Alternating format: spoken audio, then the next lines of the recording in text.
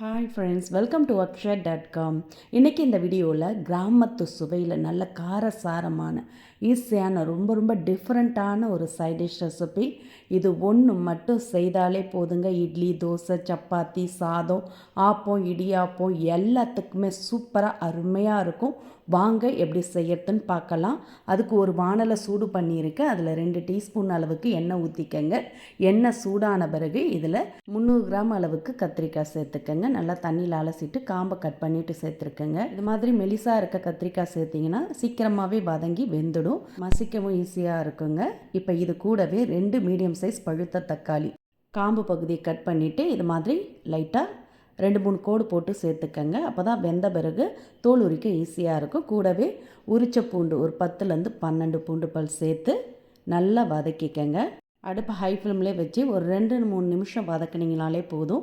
கத்திரிக்காய், பூண்டு, தக்காளி எல்லாமே நல்லா வதங்கி கலர் மாறி வந்துடும்.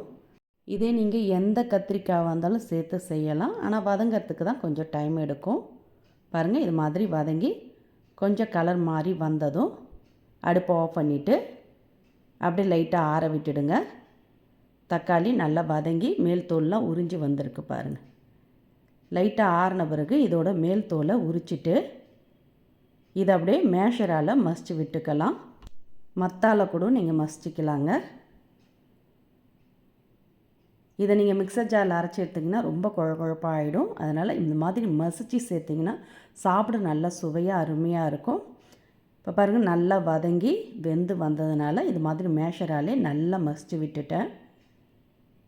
கொஞ்சம் திரியாக தான் இருக்கும், பரவாயில்ல. இதை அப்படியே ஒரு பவுலில் மாற்றிக்கங்க. இப்போ அதே வானலை சூடு பண்ணியிருக்கேன். அதில் 2 டேபிள் ஸ்பூன் அளவுக்கு நல்லெண்ணெய் ஊற்றிக்கங்க. எண்ணெய் ஊற்றி சூடானதும் இதில் 1 டீஸ்பூன் கடுகு, 1/2 டீஸ்பூன் ஜீரகம் சேர்த்து நல்லா பொரிஞ்சு வந்ததும் இதோட 2 மீடியம் சைஸ் வெங்காயத்தை பொடிசாக கட் பண்ணி சேர்த்துக்கங்க. கூடவே ஃப்ரெஷ்ஷான கருவேப்பிலையும் சேர்த்து நல்லா வெங்காயத்தை வதக்கிக்கங்க. வெங்காயம் நல்லா வதங்கி இது மாதிரி கலர் மாறி வரணுங்க. எந்த அளவுக்கு வெங்காயத்தை வதக்குறீங்களோ அந்த அளவுக்கு சுவை கூடுதலாக இருக்கும். இப்போ இது கூட 1/2 டீஸ்பூன் அளவுக்கு தனி மிளகாய்த்தூள், 1 டீஸ்பூன் அளவுக்கு மல்லித்தூள், 1/2 டீஸ்பூன் கரம் மசாலா பொடி, 1/4 டீஸ்பூன் மஞ்சள் தூள் சேர்த்துக்கங்க. கூடவே தேவையான அளவு உப்பு சேர்த்துக்கங்க. நான் 1 டீஸ்பூன் அளவுக்கு உப்பு சேர்த்துருக்கேன்.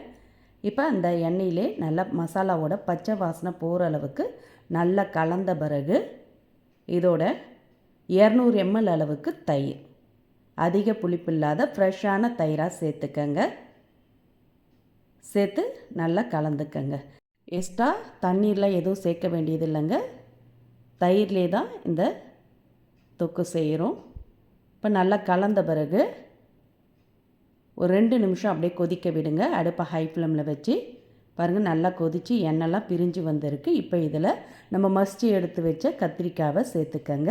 கூடவே 1 டீஸ்பூன் அளவுக்கு கசூரி மெத்தி இருந்ததுன்னா சேர்த்துக்கங்க. இல்லாட்டி நீங்கள் ஃப்ரெஷ்ஷான கொத்தமல்லி தழை கூட பொடியாக கட் பண்ணி சேர்த்துக்கலாம். கசூரி மெத்தியை நல்லா கைகளால் கசக்கிட்டு சேர்த்துக்கங்க. மணமும் சுவையும் அருமையாக இருக்கும். ஃப்ளேவர் சூப்பராக. இப்போ சேர்த்துட்டு நல்லா கலந்த பிறகு அப்படியே மூடி வச்சு ஒரு 2லேருந்து 3 நிமிஷம் கொதிக்க விடுங்க. அந்த கத்திரிக்காயோட காரம் மசாலாலாம் இறங்கி ரொம்ப சுவையாக மணமாக இருக்கும். பாருங்கள், அருமையான சுவையில் ஈஸியான டிஃப்ரெண்ட்டான கத்திரிக்காய் தொக்கு ரெடி.